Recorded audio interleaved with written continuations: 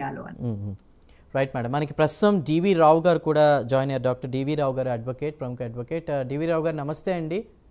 నమస్తే అండి. రైట్, ఈ డ్రగ్స్ అనేది మనం చూస్తూ ఉన్నాం కొన్ని రోజులుగా మీడియాలో అంతా కూడా. కర్ణాటక డ్రగ్స్ అనేది రెండు తెలుగు రాష్ట్రాలు ఎలాంటి ప్రభావం చూపించింది, ఎలాంటి అనేది.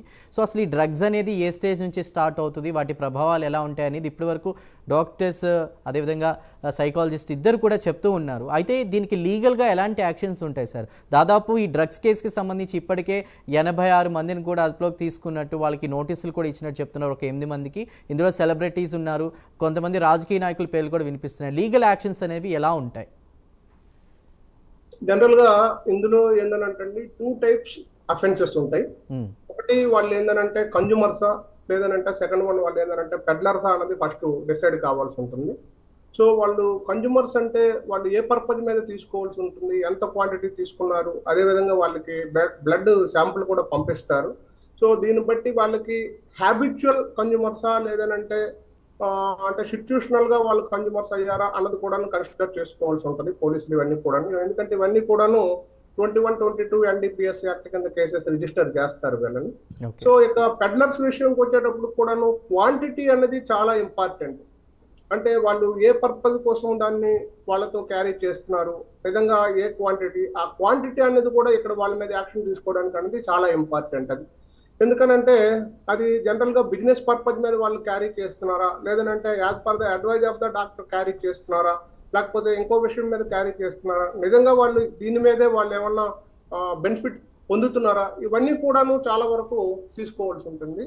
సో మ్యాక్సిమం ఇంకొకటి ఏంటంటే వాళ్ళు పెడ్లర్స్ అయితే కనుక ఖచ్చితంగా వాళ్ళకి వాళ్ళ దగ్గర ఈ డ్రగ్స్ అనేది పట్టుబడ్డాయి అనేటప్పుడు డైరెక్ట్ గా ఇన్స్పెక్టర్ లెవెల్ వ్యక్తి వెళ్ళి వాటిని సీజ్ చేసే అవకాశం ఉండదు. ఒకవేళ ఉన్నా కానీ ఇన్ఫర్మేషన్ వచ్చిన వెంటనే ఇద్దరు మ్యాజిస్ట్రేట్స్ ని ఆయనతో పాటు తీసుకొని వెళ్లాల్సి ఉంటుంది. వెళ్ళి ఎందుకంటే NDPS లో సెక్షన్ 41, 42, 43, 50 సెక్షన్స్ అనేవి చాలా ఇంపార్టెంట్ ఇందులో. సో ఇవన్నీ వాళ్ళు ఖచ్చితంగా ఫాలో కావాల్సి ఉంటుంది. లేకపోతే ఈ అక్యూజ్డ్ ఎవరైతే ఉన్నారో వాళ్ళని అంటే పనిష్ చేయడం చాలా డిఫికల్టీ అనే చెప్పుకోవచ్చు అండి మనం. రైట్. అదేవిధంగా రావు గారు, ఇప్పుడు మనం సెలబ్రిటీస్ విషయానికి వద్దాం. హేమ గురించి కూడా చూద్దాం. ఆమె చెప్పారు మీడియా ముందుకు వచ్చి డ్రగ్స్తో సంబంధం లేదని.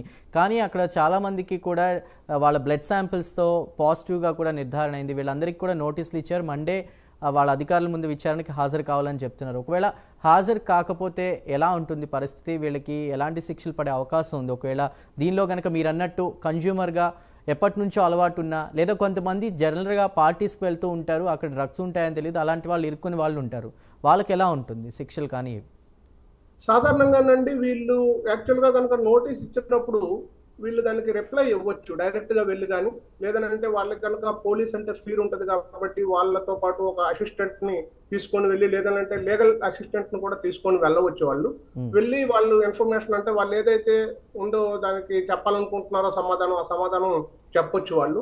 అలా కాదు అంటే ఆ విధంగా చెప్పినా కానీ వాళ్ళకి ఆ ఇన్వెస్టిగేషన్ ఆఫీసర్స్ మీద కానీ లేదంటే పోలీస్ మీద కానీ సరిగ్గా అంటే సరైన నమ్మకం లేనప్పుడు ఆ నోటీస్ను వాళ్ళు ఛాలెంజ్ చేయడానికి కూడా వాళ్ళకి అవకాశం ఉంటుందండి. ఆ నోటీస్ మీద వాళ్ళు స్టే తీసుకోవచ్చు. ఆ నోటీస్ను వాళ్ళు హైకోర్టులో ఛాలెంజ్ కూడా చేసుకోవచ్చు వాళ్ళు. రైట్. Thank you sir.